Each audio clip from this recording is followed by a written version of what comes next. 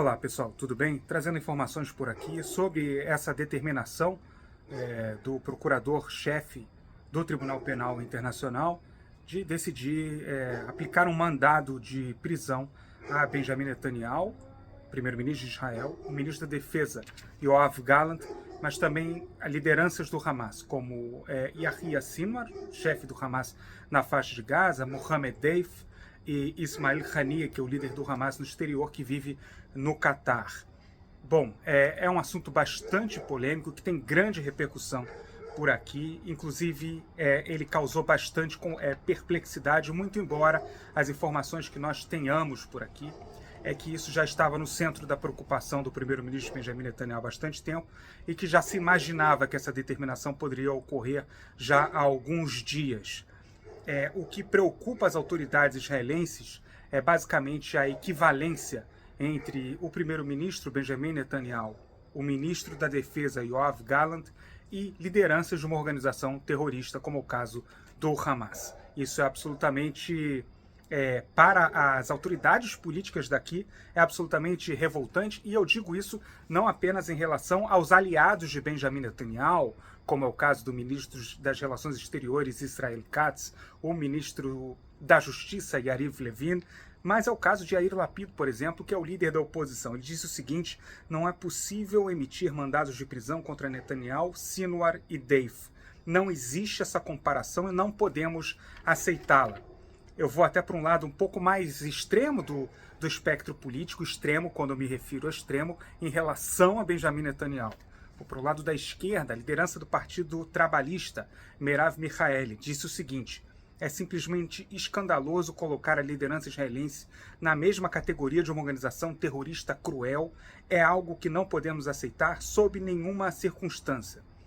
Esse é o primeiro passo de um processo de mandado de prisão. Na verdade, agora ele precisa ser aprovado pelo painel de juízes. No entanto, em situações anteriores, o painel de juízes acaba aprovando uma decisão do procurador-chefe, como é o caso de Karim Khan, como a decisão que ele tomou. Benjamin Netanyahu respondeu por meio de um vídeo, de um comunicado, em que diz que essa é a nova face do antissemitismo, que esse é um ataque não apenas ao primeiro-ministro e ao ministro da Defesa de Israel, mas ao próprio Estado de Israel. Conversei mais cedo com Yuval Shani, especialista em Direito Internacional da Universidade Hebraica de Jerusalém e do Instituto de Democracia de Israel, e ele me disse o seguinte: se os mandados de prisão forem confirmados pelos juízes revisores, essa é uma tendência, como eu disse agora há pouco, as 5 pessoas acusadas, ele inclui os membros do Hamas e também o primeiro-ministro Netanyahu e o ministro da Defesa Gallant, poderão ser presos e entregues ao tribunal se entrar em um dos 124 países que compõem o Tribunal Penal Internacional. Gallant e Netanyahu podem tentar reivindicar uma imunidade, mas as perspectivas de que isso aconteça são muito reduzidas, ele me disse. Não há implicações imediatas a israelenses e palestinos nesse momento, embora o TPI ou outros tribunais nacionais possam solicitar a prisão mais tarde, com base na sua contribuição individual para os crimes pelos quais os líderes foram acusados. Ou seja, tanto palestinos envolvidos na guerra como os soldados israelenses podem posteriormente ser presos a partir desse tipo de jurisprudência.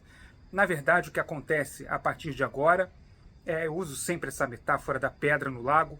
O Tribunal Penal Internacional jogou uma pedra no lago. Ele tem controle sobre o movimento da pedra, de jogar a pedra no lago, mas ele não tem controle sobre o que acontece, sobre as ondas subsequentes nesse lago. Do ponto de vista jurídico, eu não sou advogado, mas pelo que nós temos obtido de informações, inclusive a partir dessa entrevista com uma das pessoas, uma das maiores autoridades do direito internacional aqui em Israel, pode haver uma série de consequências e isso o Tribunal Penal Internacional não pode controlar. Isso chega numa possibilidade, inclusive, de que todos os soldados israelenses envolvidos nessa campanha militar, portanto, soldados na ativa, soldados na reserva que foram convocados, eles podem sofrer sanções quando pisarem em algum dos 124 países que compõem o Tribunal Penal Internacional. Não nesse momento, mas pode haver jurisprudência, pode haver consequência em relação a isso. Então é uma decisão gravíssima. O próprio Benjamin Netanyahu, o primeiro-ministro, estava bastante preocupado. Na prática, o que acontece agora, segundo as informações que nós tivemos por aqui também, é que Netanyahu e Gallant, o governo por aqui, as instituições avaliam que eles já não serão convidados para visitas internacionais por países que compõem o Tribunal Penal Internacional. Que países são esses? A maior parte das democracias ocidentais. Com exceção dos Estados Unidos, por exemplo. Os Estados Unidos não são um país signatário do Tribunal Penal Internacional, da mesma forma como Israel também não o é.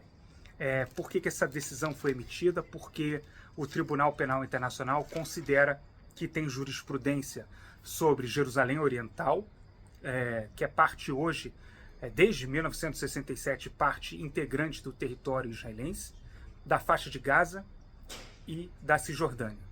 Então, como eles argumentam que os crimes foram cometidos nesses territórios, em Gaza, na Cisjordânia e em Jerusalém Oriental, eles consideram que há jurisprudência para emitir essa decisão. É considerada por aqui essa decisão a maior catástrofe diplomática dos últimos tempos para Israel, se não for a maior catástrofe diplomática, mas de qualquer maneira é preciso verificar os acontecimentos, o que vai acontecer na sequência dessa decisão dramática. Hoje é o primeiro dia, a partir do momento que essa decisão foi emitida, então muita coisa vai acontecer. Os Estados Unidos emitiram há pouco também um comunicado em que não é possível, dizem os Estados Unidos, estabelecer essa comparação entre as lideranças israelenses e as lideranças do Hamas. Lembrando, o Hamas é considerado um grupo terrorista não apenas por Israel, mas pela União Europeia e pelos Estados Unidos e por várias outras democracias ocidentais. Essas foram as informações desse vídeo. Espero que vocês tenham gostado. Até o próximo.